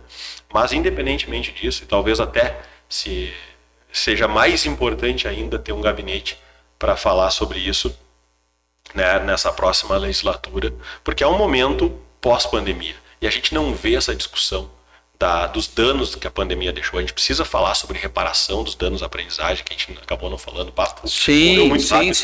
Né? Reparação de danos, né? Recuperação de aprendizagem, turno inverso. Muita gente fala escola em tempo integral, né? Como se fosse tu faz? Não, fazer as atividades no turno inverso, fazer atividades culturais, esportivas, atividades de reforço, atividades, né, dirigidas para recuperação de aprendizagem. Num lugar onde a escola não tem infraestrutura, fazer um convênio com o clube. No interior, quantos clubes estão passando por dificuldade? Aqui em São Cepé, todos. Então, por que não usar a estrutura que está à disposição, fazendo atividades esportivas, fazendo atividades culturais, né, com essas outras sem empresas, precisar fazer um investimento. Fazendo, né, parcerias público-privadas. Eu tive aqui há uns 15 dias atrás o Maju, uma instituição tradicionalíssima aqui de São Cepé, uma instituição de 85 anos, está enfrentando dificuldade. E a gente sabe que existe falta de vagas, por exemplo, na educação infantil. É uma coisa que podia ser facilmente equalizada, fazer uma parceria pública-privada. Eu não sei se é possível ainda com a lei do Fundeb, porque você falava muito também em criar o voucher, né? Que era uma ajuda que a pessoa... Uma ajuda não, vamos dizer, uma remuneração de, digamos, vamos botar um X aqui, de R$500. Então esses R$500 ela se matricula em qualquer colégio particular. E esses colégios vão... A gente tem que tornar esse procedimento mais ágil, para que isso... Porque essa burocratização das instâncias, né, faz com que tenha que vir o recurso, que tenha que vir para o município, que tenha que ter um projeto. Então isso acaba demorando. A gente costuma... Né, eu estava conversando com um amigo meu que é economista, a gente estava debruçado sobre os dados todos dessa questão do financiamento, né? A gente pode comparar o financiamento da educação no Brasil como se tivesse uma grande caixa d'água e aí vem a tubulação e essa tubulação é cheia de furinho. A hora que vai chegar lá na ponta que eu vou abrir a torneira para ter o resultado, saúde é assim. A gente vê que pinga pouco, né? Ou seja, recursos tem, a gente precisa de gestão. A gente precisa fazer com que esses processos, esses procedimentos sejam mais ágeis, porque as crianças elas têm pressa, eu costumo dizer isso. As crianças têm pressa. O tempo está passando muito rápido. Eu não posso esperar desenvolver um projeto, uma iniciativa legislativa. Não, tem que ter agilidade nesses procedimentos. As crianças não podem mais esperar. E muito mais depois da pandemia. Então tem muita coisa que a gente pode fazer, né? E com certeza São Cepé, por eu ser natural daqui, vai ter uma atenção toda especial. Volto a dizer, é gabinete porta aberta, não importa quem esteja, né, na titularidade do executivo, é um gabinete pró, é um gabinete a favor, é um gabinete para construir soluções e não construir barreiras, não construir obstáculos. A gente vai estar buscando, muito focado nessa pauta da educação, mas também sem tirar o olhar das grandes pautas que vão chegar na Assembleia, né, elas vão chegar para nós. Então a gente tem um foco que é a educação, que eu acho que é tenho certeza disso. É a força mais transformadora que pode existir na vida das pessoas. É isso que vai te independizar. É isso que vai te deixar um cidadão no pleno gozo dos teus direitos e também no cumprimento das tuas obrigações. É a educação que vai transformar a vida. Eu sou a prova viva disso. Né? Eu posso dizer que ela tem essa força transformadora. Como diria o Vandir José da Costa, né? O melhor aluno. Querido, né? O professor, fiquei tão feliz com aquela referência, porque é um professor assim, né, lendário na universidade, pelo seu rigor, né, pelo seu rigor técnico, pelo denodo que ele sempre tinha nas atividades, né, era um cara que nos exigia muito, mas assim, tem aquela música que fala, né, por fora eu sou cachaça, por dentro eu sou guaraná. Isso. Era ele, exato. Ele tinha aquela casca toda sisuda, mas era um cara assim, que tu sentava para conversar, era uma figura agradabilíssima, né, um gênio, uma pessoa de uma capacidade enorme, né, então um elogio dele foi realmente, eu recebi com muita alegria, com muita felicidade. Eu tava no fórum, na aula, no fórum foi outra história. Eu tô cheio de história com ele, sempre me cruzo com ele, ele me reconhece. Coisa boa. Tu é da onde? São Cepé. Aí ele disse, não, São Cepé eu tive um ótimo aluno, meu melhor aluno meus 2 melhores alunos são de lá. Aí falou teu nome e o da filha do Donizete. Os 2 melhores foram eles lá. Querido, imagina, poxa, uma deferência... Não, 30 anos de universidade, 35, sei lá, e mais, sei lá eu quantos anos na Federal 30 anos, mas nas outras acho que 40, 50 anos. Uma atuação marcante na advocacia, né? Um cara que tem uma longa história de atuação como operador do direito, então, poxa, um elogio desse claro. É uma maravilha. Vou procurar o professor para conversar com ele. A gente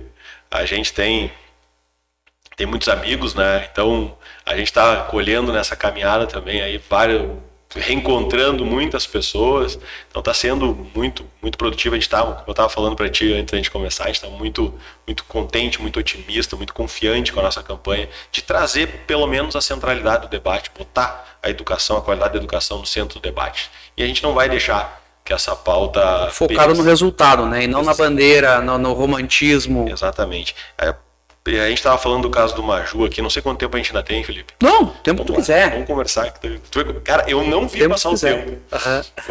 Quando a conversa tá boa, a gente não vê, né? Eu tava falando, a gente tem que trazer soluções também na área da educação para cá, para fazer com que os nossos jovens queiram ficar em São Cepé. A gente vê os jovens saindo cada vez mais cedo daqui.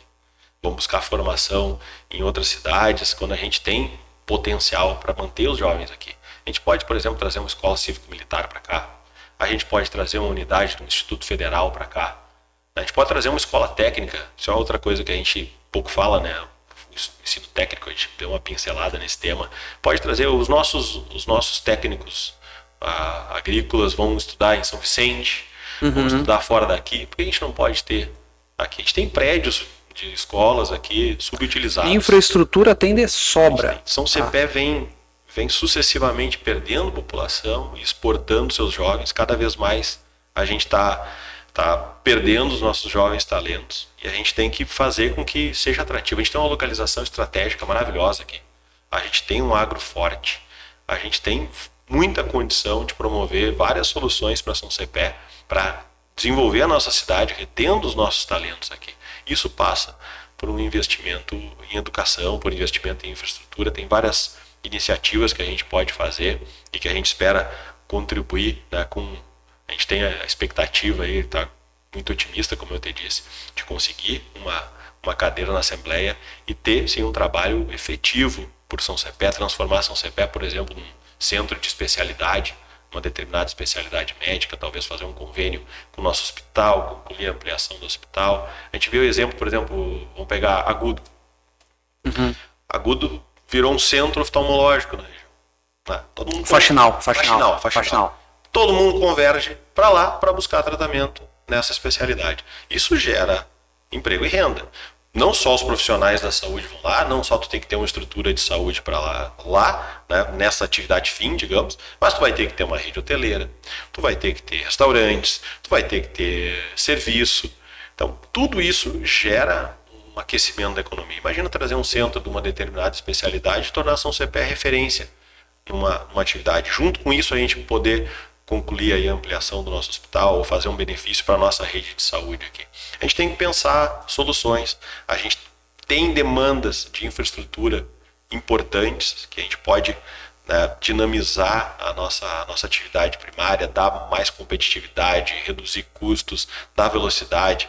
Por exemplo, eu estava falando com o Gilson sobre duas estradas aqui que são importantes, que é a RS 149 ali. Falta pouco para ela ficar completamente pavimentada. 5 quilômetros. Acho que 7, 8 quilômetros. Então, poxa, a gente precisa de uma iniciativa concreta, precisa que a gente tenha força política para fazer isso. As coisas acontecem quando tem uma pressão, quando tem uma necessidade, a gente precisa ter alguém para falar sobre isso. A gente pegar a estrada do Terceiro, por exemplo, que pode nos ligar lá com o Porto Hidroferroviário em Cachoeira, escoar a nossa produção. Hoje ela é um corredor. Ela precisa ser, talvez até estadualizada para receber pavimentação, para entrar num programa de pavimentação. Imagina o quanto isso pode, né, trazer de investimento para São Cepé. A gente tem uma posição estratégica com algumas demandas pontuais em infraestrutura, em investimento e criar soluções para a cidade. E é nisso que eu quero atuar com esse olhar de cepense. Né? Ter um carinho especial que eu tenho, minha família mora aqui, meu pai e minha mãe moram aqui, minhas irmãs moram aqui. Então é para cá que eu venho, quando eu costumo brincar, né? No Natal. Quando a gente chega quando chega no viaduto ali, tu tá em casa, né, cara? É aquela história. Então é a minha querência, é um lugar que eu tenho um carinho, onde eu vivi assim os melhores momentos, a infância que a gente viveu aqui. Hoje eu fui numa rua que eu morava, né? E aí tava as pessoas, mas como cresceu aquela coisa, TV pequeno. Cara, era a rua que a gente jogava bola. E aí passa um filme na cabeça. Então não tem como não ter um carinho especial pela cidade. Então a gente tem essa oportunidade de poder ajudar a nossa cidade. Como eu disse, a nossa ideia é ter um mandato a favor.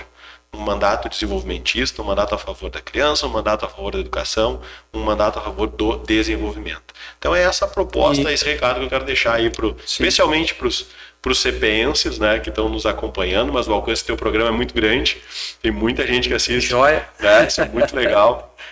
Então dizer que é esse o nosso recado, uma mensagem positiva, uma mensagem propositiva de buscar soluções. Sim, e eu tenho notado nessa última eleição, principalmente, pessoas que não eram da política, que não tinham sequer necessidade de entrar na política, porque carreiras promissoras, vida estabilizada, e é o teu caso, e de caso de outros que também já vieram aqui, e que eu vejo que hoje, não nós que estamos na casa dos 40 e poucos ali, eu um pouquinho menos, mas, né, pessoas com 50, 60 anos dizem assim, nossa, eu me omiti muito, e tomam parte de onde nós chegamos, tomam parte da culpa para si.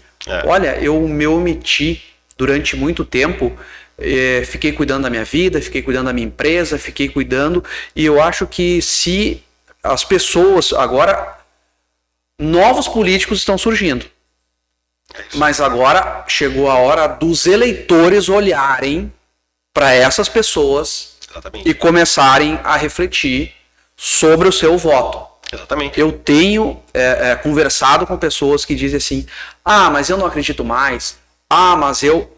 Quer dizer, se essas pessoas não começarem a procurar candidatos, porque reclamam que os candidatos procuram só em época da eleição. Bom, mas era dever do eleitor procurar um candidato. Na verdade, o candidato era para estar na vitrine com as propostas, esse aqui sou eu, essas são minhas propostas, e as pessoas, olha, eu vou comprar esse ou não vou comprar esse. Eu compro esse, não compro, o que eu faço com o meu voto?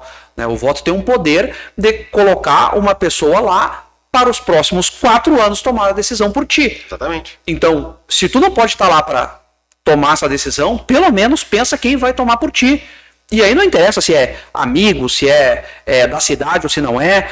Presta atenção em quem são essas pessoas para votar. Eu fiz esse programa aqui, o No Rules Podcast, política e economia, para levar informações sobre política e economia para as pessoas, para tentar sim fazer com que as pessoas... Precisa disso. Olha, informação.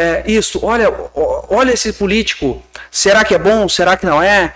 Vamos ver o que ele tem para dizer. Porque às vezes tu vai numa rádio, aí a diferença daqui e da imprensa comum é que geralmente conduzem o entrevistado e o entrevistado não consegue se expor. E tu não tem tempo para... E não tem tempo. Pensa uma declaração e... fulano disse isso. Então, exato. Não então, contextualiza, né? Exato. Aqui a gente está com uma conversa agradável. E aí, se a pessoa olhar durante 1, 2 minutos e se interessar pelo candidato, ela olha o resto do programa. Exatamente. Ela tem essa informação ali, está na mão dela. É só ela tirar um tempinho para decidir em quem votar. Então, é importante que as pessoas... Essa reflexão que tu traz, cara, ela é parte desse processo de amadurecimento e da aceitação da ideia de entrar para a política. É a primeira vez que eu sou filiado a um partido político. É a primeira vez que eu vou disputar uma eleição, com todas as alegrias e as dificuldades disso. Sim. Que tem muita coisa boa, mas tem muita dificuldade em ser um político estreante, né? Alguém de fora da política que chega na política. Mas é justamente por isso, eu entrei nessa luta aí a favor da reabertura das escolas e me debrucei nessa pauta da educação por conta do pedido dos meus filhos. O filho olhou para mim e disse, pai, faz alguma coisa para não fechar a escola de novo. Tá? Então é isso que nos move. Então é um ideal, é diferente. A gente tem uma razão, a gente tem um propósito, a gente tem uma verdade, a gente tem um objetivo na política. Eu tenho um objetivo na política. Meu objetivo não é ser político, até porque ia ser muito mais confortável continuar fazendo o que eu fazia com a minha vida, como tu disseste, né? Eu não dependo da política. Eu não sou um político profissional. O meu objetivo não é ter uma carreira política. É fazer a diferença através da política. É aquilo que eu te disse, a gente chegou num dado momento em que a gente viu que a sociedade civil organizada tem poder, tem potencial? Tem.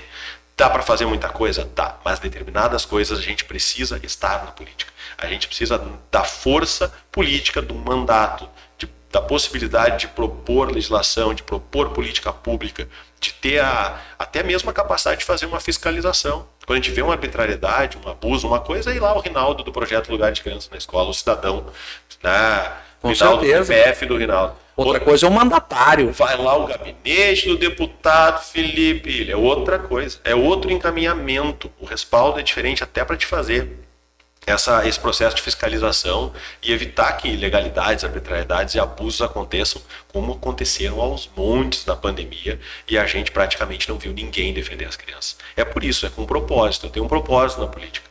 Eu aceitei esse desafio, como eu te disse, a missão nos escolheu e a gente não pode deixar as milhares de famílias que nos apoiaram sem uma resposta. É isso, se eu tiver a felicidade da sociedade gaúcha me conferir a possibilidade de ter um mandato, eu vou cumprir fielmente as minhas propostas.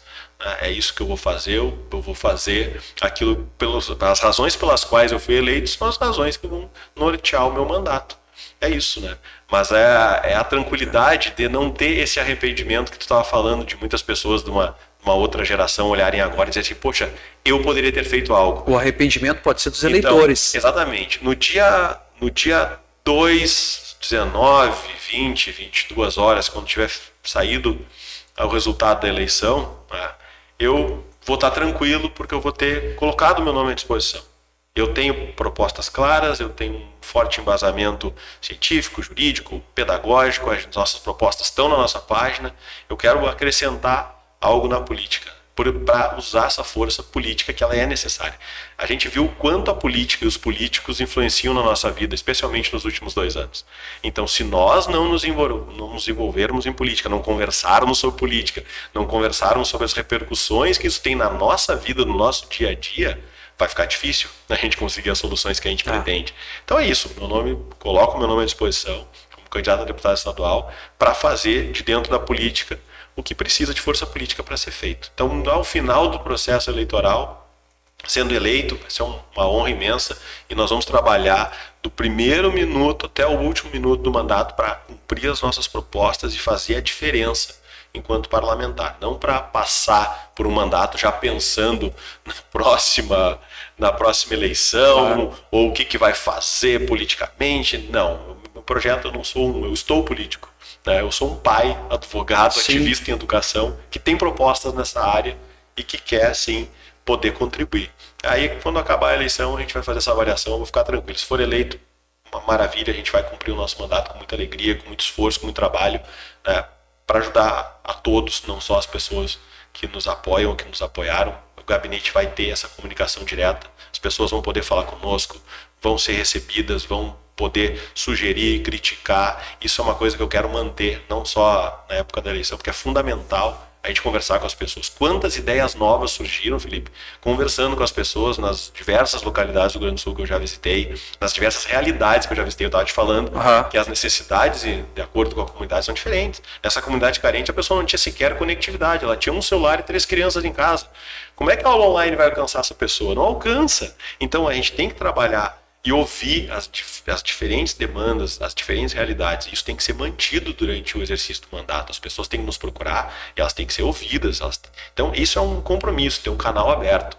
E é isso, a gente vai botar a cabeça no travesseiro no dia 2, tranquilo, de ter feito uma campanha bonita, uma campanha digna, propositiva, embasada, familiar, voluntária, propondo soluções.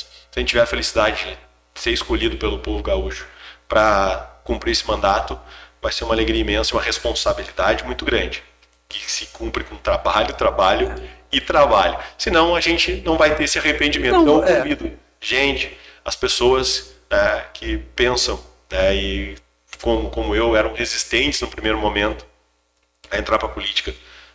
Vamos lá, porque não existe vácuo político.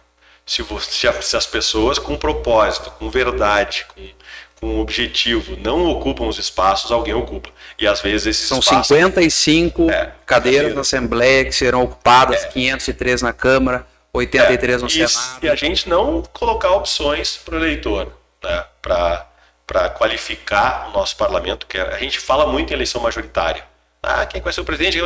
Mas a gente às vezes não olha o quanto o parlamento é importante para respaldar políticas públicas, para cobrar, para fiscalizar, para evitar que absurdos sejam cometidos. A gente não viu a Assembleia se levantar contra esse fecha tudo. Não, a gente via alguma coisa, algum barulho, quando a sociedade se organizava, o pessoal, é muito fácil pegar uma câmera e estar no Instagram, olha aqui, ó, tô aqui com o pessoal, tá aí de concreto o que tu fez. Propôs uma CPI, tentou encaminhar algum pedido de explicações. Isso é importante, a gente tem que colocar isso na mesa. No âmbito federal também, né? Como é que se comportou a nossa Câmara dos Deputados e o nosso Senado diante de tantos desmandos e tanta confusão entre os poderes? Foi um circo. Então é isso, a gente tem que participar, porque se a gente não participa, alguém participa. E às vezes essa pessoa não tem os mesmos valores. E é em nome disso que eu estou colocando meu nome à disposição. E o comprometimento com a educação, eu acho um dos mais nobres, porque se tem algo que me empurra muito para a política, é o combate à pobreza infantil. O combate à pobreza infantil é o que realmente vai mudar a sociedade, e isso me afeta quanto? Ora, a minha filha, que tem todas as condições, que eu vou conseguir dar uma educação boa para ela vai dividir a rua, ela vai dividir a praça com pessoas que não têm as mesmas condições, que infelizmente vão crescer em ambientes que vão propiciar que ela se torne uma pessoa má, porque é inegável que o ambiente, que a condição forma uma pessoa tanto para o bem quanto para o mal, né? E enquanto nós não nos empurrarmos, não nos jogarmos na política para combater a pobreza infantil, para dar pelo menos igualdade na arrancada e depois a meritocracia resolve o resto. Mas eu acho que é isso. Fico muito feliz de ter te escutado, né? Espero que volte aqui um dia, né, com uma notícia melhor ainda. Olha, eu espero voltar, né, eleito ou voltar em outras oportunidades para a gente conversar. Quero dizer que eu achei agradabilíssimo estar aqui. Te agradeço muito o convite, a oportunidade de conversar. É isso que tu falou, a possibilidade de levar informação, esclarecer os temas, debater isso, né? Porque as pessoas precisam se informar. Isso é um fenômeno relativamente recente também no Brasil, né? Hoje as pessoas conversam mais sobre política. Muita gente critica a polarização, mas quando o discurso era único, ninguém criticava. É verdade. Criticam a polarização porque tem outras vozes se levantando e falando, né, sobre temas que não agradam as vozes que eram dominantes no cenário da política. Então a gente tem sim que conversar sobre política, a gente tem que falar sobre as ideias, a gente não tem que ter medo de se manifestar. Pelo contrário, vamos exercer ao máximo a nossa liberdade, lutar pela preservação da nossa liberdade, e essa é a nossa missão. Estou à tua disposição sempre, foi muito agradável estar aqui, espero ser convidado em outra oportunidade para a gente falar mais sobre isso. Então tá, muito obrigado. Número